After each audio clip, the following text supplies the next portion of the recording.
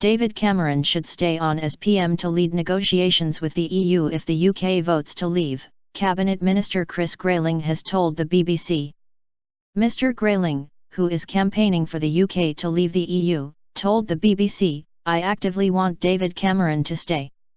Another Conservative MP, David Davis, also said he could remain PM, but would need someone else to lead Brexit talks.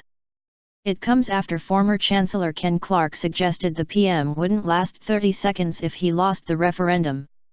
Although Mr. Cameron is campaigning for the UK to remain in the European Union, many of his Conservative MPs, and some members of his own cabinet, are campaigning to leave.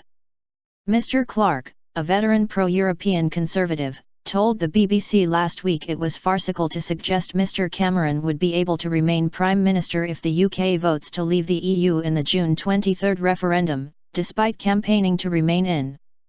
He predicted the party would be plunged into a Conservative leadership crisis. Disastrous. But Commons leader Mr. Grayling told BBC One's Andrew Marr show, "I actively want David Cameron to stay, not only because he's a very good Prime Minister, but because he actually has got the relationships we need around Europe to build the negotiating process. It would be disastrous, in my view, for the Leave cause if we vote to leave and then we get distracted by a Conservative leadership contest. He must stay, I want him to stay." He said the PM could be part of a team which would negotiate Britain's exit from the EU, but added it needs people who want to leave in that team as well. Mr. Davis, the former Shadow Home Secretary who Mr. Cameron beat for the Conservative leadership in 2005, told the programme he believed the PM could stay on but would have to appoint someone who his own party had faith in, but most importantly who believed in the negotiation to lead negotiations. Terrible job.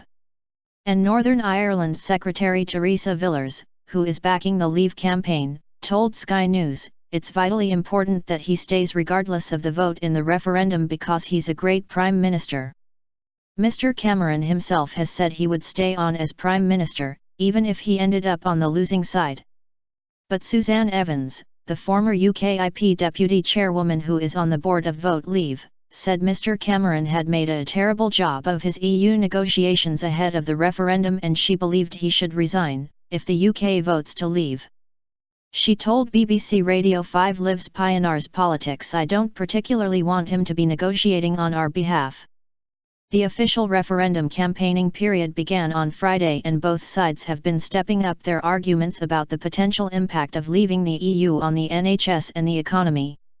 Labour's Yvette Cooper warned it could cost £100 billion worth of trade and could lose the manufacturing jobs our industrial towns depend on.